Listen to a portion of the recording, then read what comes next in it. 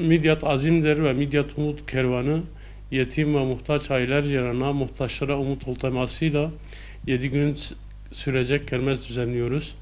8 ila 22 saatleri arasında açık olacak kermesimiz Estel 4 diyor eski simit evinde kurulacak.